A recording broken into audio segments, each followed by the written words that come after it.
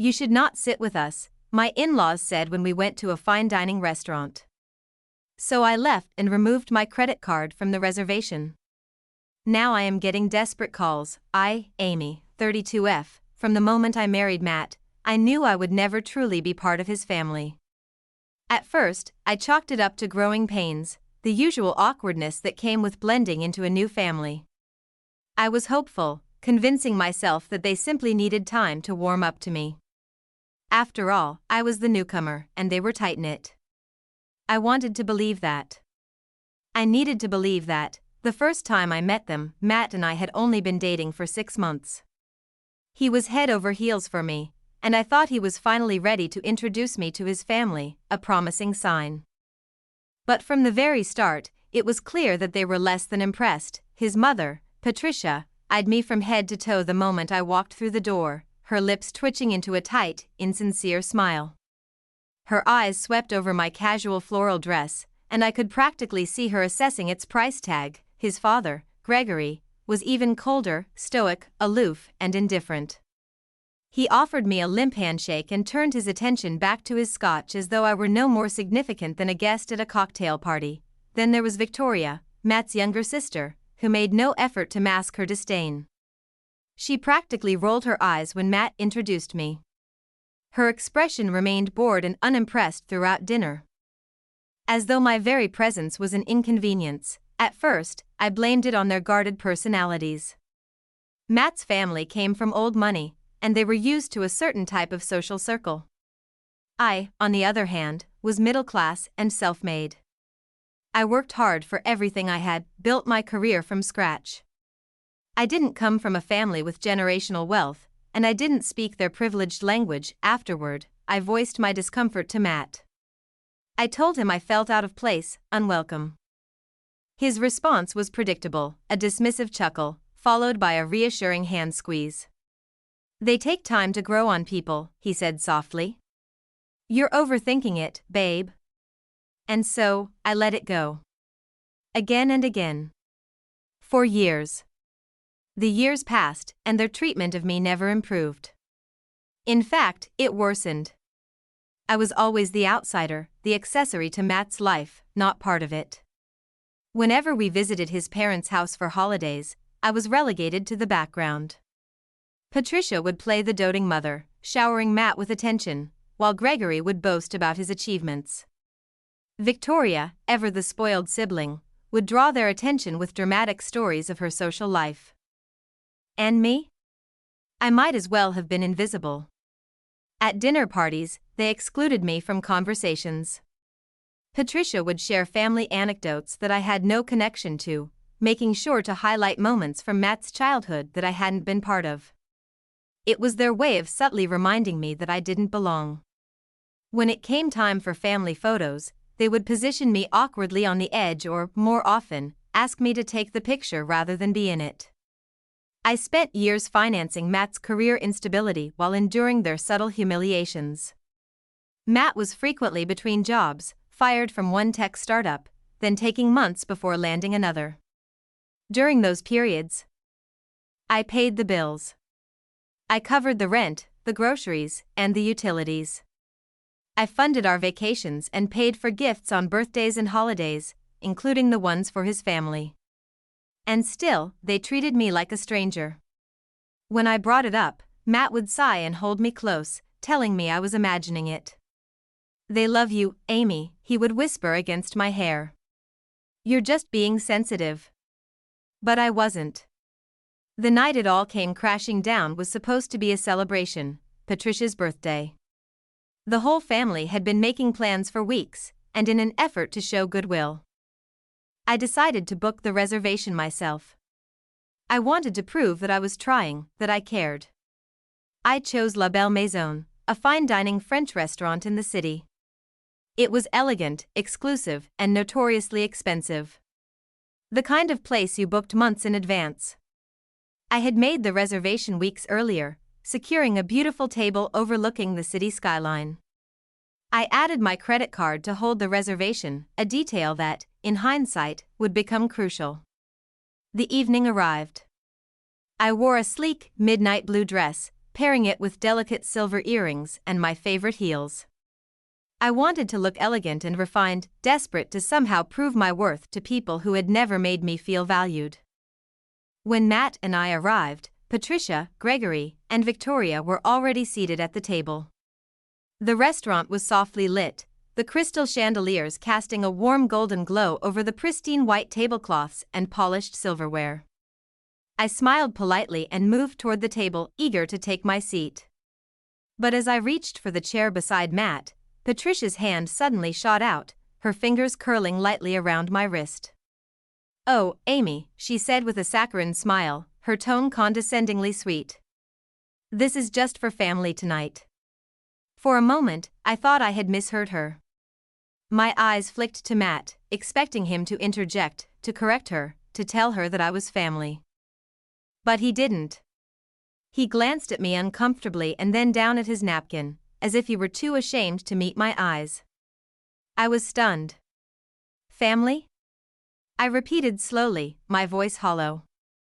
Victoria smirked, swirling the wine in her glass, clearly relishing the moment. She offered me a pitying glance and added, "You can grab a table at the bar, though. It's nice over there." I turned back to Matt, my stomach twisting in disbelief. He still wouldn't look at me. I could feel my throat tightening, the burn of humiliation crawling up my neck. Without a word, I turned on my heel and walked out. The restaurant's soft music and gentle clinking of glasses felt distant, almost muted by the rush of blood in my ears. Once outside, my hands trembled slightly as I pulled out my phone. I opened the reservation app and swiftly removed my credit card from the booking. If they wanted their exclusive family dinner, they could pay for it themselves. I didn't care about the consequences.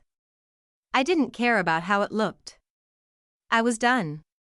I didn't sleep that night. After walking out of the restaurant, I came straight home. Still wearing my midnight blue silk dress, I sat on the couch with my legs tucked beneath me, holding a half-empty glass of wine. My heels were abandoned by the door. And my makeup was slightly smudged from the tears I had wiped away on the car ride home. I stared at my phone as it vibrated relentlessly on the coffee table, lighting up with call after call. The screen was a flurry of familiar names: Matt, Patricia, Gregory, Victoria. Their calls came in rapid succession, one after the other, as though they were taking turns. At first, I ignored them. I let my phone buzz and vibrate until it eventually fell silent. But then came the voicemails. I wasn't sure why I listened to them. Morbid curiosity, perhaps. Or maybe a part of me needed to hear just how predictable their self-serving excuses would be. The first message was from Matt. His voice shaky and frantic. "Amy, babe, please, where are you? Why did you leave like that? Just call me back, okay? I don't understand what's going on. We need to talk." "You don't understand?" I thought bitterly. "You sat there and let them humiliate me. You didn't say a word." I deleted his message without hesitation. Next came Patricia's clipped and icy voice. She sounded irritated, not concerned. Her words were sharp and condescending. "I don't know what kind of stunt you're pulling, but this is utterly immature. You're embarrassing Matt and making a fool of yourself. If you're done with your theatrics, you need to come back." I smirked bitterly, swirling the wine in my glass. Of course. There it was, the familiar tone of superiority, the absolute certainty that I was the unreasonable one. Delete. Gregory's voice was next. Blunt. Disapproving. His irritation dripped through the message like venom. "This was childish, Amy. You should have been more composed. You've embarrassed Matt in front of everyone. Grow up." Embarrassed Matt? I shook my head in disbelief. The man who sat by passively while his family erased me from his life was the victim now? Delete.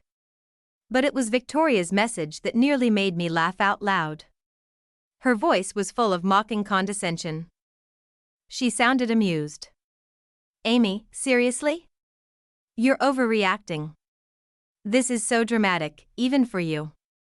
You're not family, it's just how things are. You should be grateful we even include you at all. I froze. My eyes narrowed as her words echoed in my head. You're not family. I stared at the phone in my hand, bile rising in my throat. She had said it outright, their disdain, the thinly veiled dismissiveness I had sensed for years was laid bare in 5 simple words. You're not family. Delete. One by one, I deleted every message. I didn't need to hear more. I didn't need their excuses, their scolding, or their fake concern. My hands were steady as I did it. I felt no doubt. No second guessing. If they wanted their exclusive family dinner, they could damn well pay for it themselves. What I didn't know at the time was just how spectacularly my absence had thrown their perfect little dinner into chaos. After I left, Matt, Patricia, Gregory, and Victoria had continued their evening, laughing smugly at my departure. They assumed I would sulk in the bar or return after calming down. They were so sure of their control over me that they continued to order with reckless abandon, premium steaks, bottles of expensive Bordeaux, elaborate desserts. All under the assumption that I would be footing the bill, as always. It wasn't until the server brought the check to the table that the reality of their situation hit them. "Excuse me," Patricia said, her tone sharp and impatient as she glanced at the bill. "There must be some mistake. The reservation was under Amy's card." The server, polite but firm, smiled apologetically. "Actually, ma'am, the reservation holder removed her payment information from the system about 60 minutes ago. The bill needs to be settled by the table." The color drained from Patricia's face. She turned to Matt, her eyes wide with disbelief. "What?" she hissed. Matt, still processing what the server had just said, pulled out his wallet and glanced down at his nearly empty card. With his unstable job situation, he didn't exactly have a financial cushion. He knew he didn't have enough to cover the entire dinner. Gregory reached for his wallet, but he, too, looked hesitant. It was clear that neither he nor Patricia had expected to pay for the extravagant dinner. They had grown accustomed to my generosity, their financial crutch. Patricia, clearly flustered, began fumbling with her purse. She hastily pulled out her credit card, but when the server ran it, the payment was declined. Her hands trembled slightly as she handed over a second card.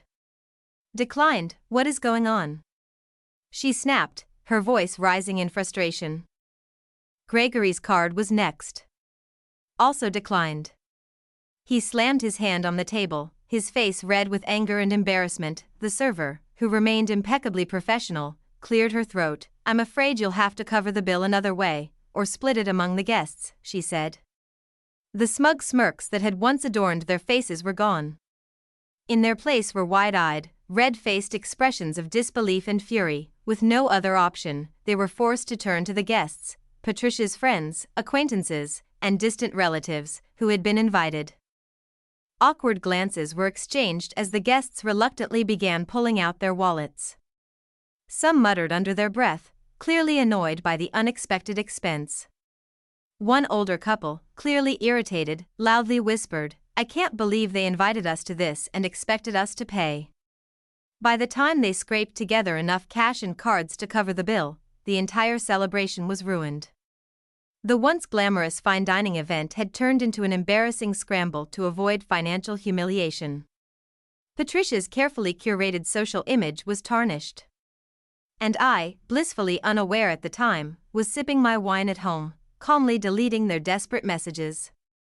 The next morning, I woke up to the faint golden light seeping through the curtains. My body felt heavy, still drained from the emotional turmoil of the night before, but my mind was oddly clear. For the first time in a long while, I didn't feel the weight of dread pressing down on my chest. The apartment was unusually silent.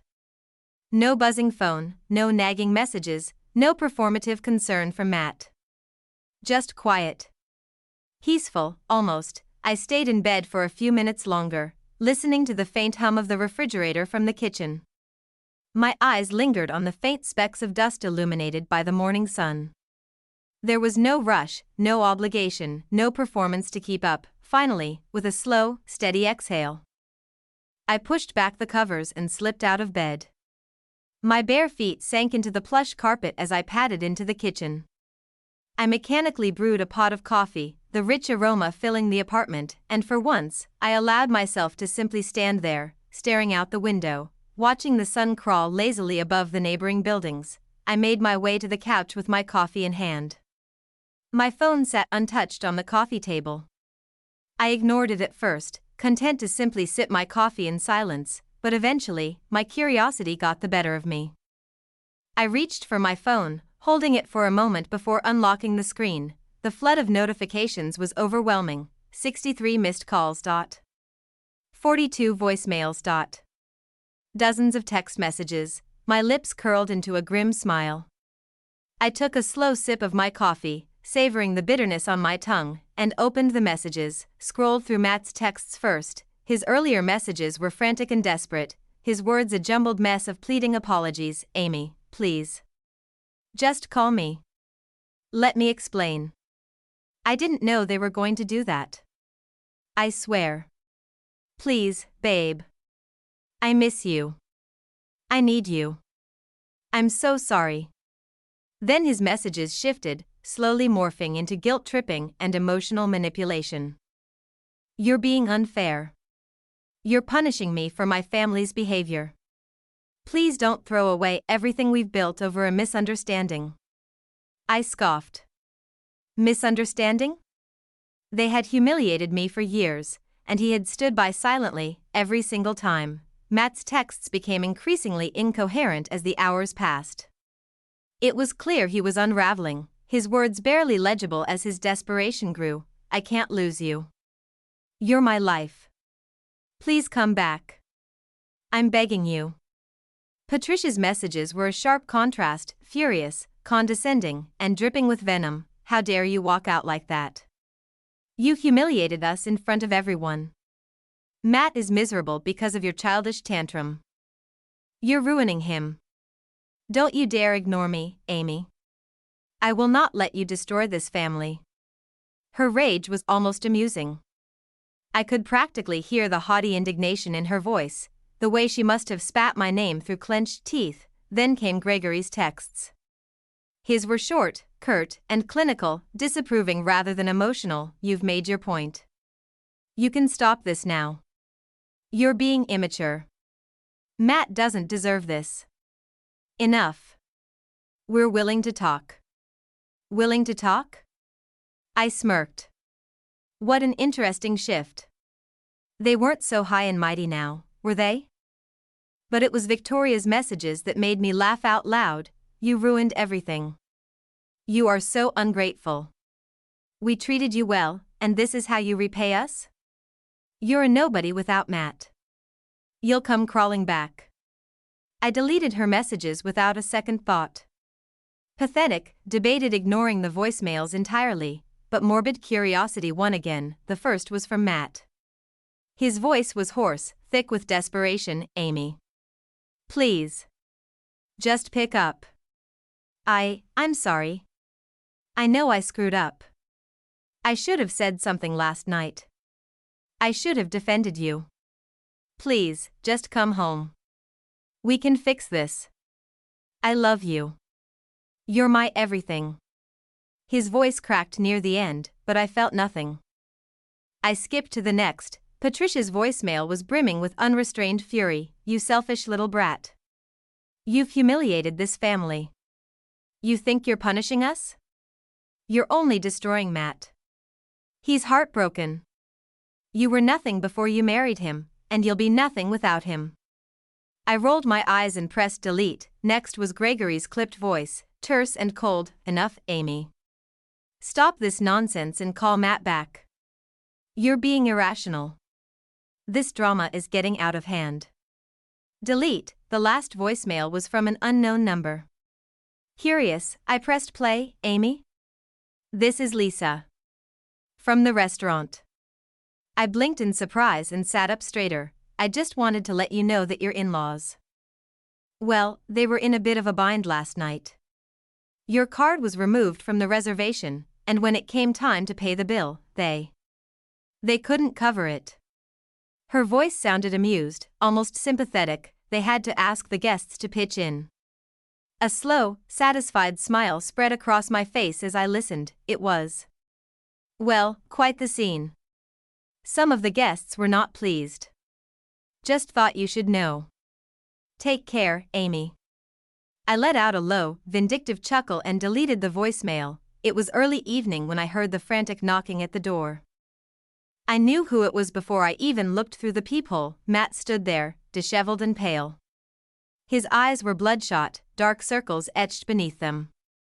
He wore the same suit from the night before, only now it was rumpled, the tie loosened haphazardly around his neck. His hands trembled slightly at his sides. Amy, he rasped, his voice barely above a whisper. I didn't open the door. I just stared at him through the peephole, feeling nothing. Please, he begged, his voice breaking. Why the hell are you doing this? My fingers remained steady on the handle. I took a deep breath and opened the door. Matt's eyes filled with relief the moment he saw me. He reached out, but I took a step back. Why am I doing this? I repeated. Are you serious, Matt? You let your family humiliate me for years. You sat there and said nothing. His eyes welled with tears. He ran his hand through his hair in frustration. I didn't know what to do. He blurted. I didn't want to make things worse. I stared at him coldly. Worse for who, Matt? For your family? My voice was calm, almost clinical. You didn't care about me. You let them treat me like an outsider. Like I was nothing. His eyes searched mine desperately. I'll fix it. I'll make them apologize. We can go to therapy. I'll change. I shook my head slowly, pityingly. No, Matt. You won't. I turned and grabbed the small suitcase I had packed earlier. Without a word, I walked past him, his voice cracked with desperation. Amy. Please. I love you. Don't leave me. I paused at the doorway and looked over my shoulder. For the first time in years, I felt free. I loved you too, I said softly. But you loved them more. And with that, I walked out. I wasn't just leaving the apartment. I was leaving behind the years of disrespect, the years of financial burden, and the years of being treated like I was nothing. As I stepped into the cool evening air, I inhaled deeply. The crispness filled my lungs, refreshing and liberating. I didn't look back, and for the first time in years, I felt truly free.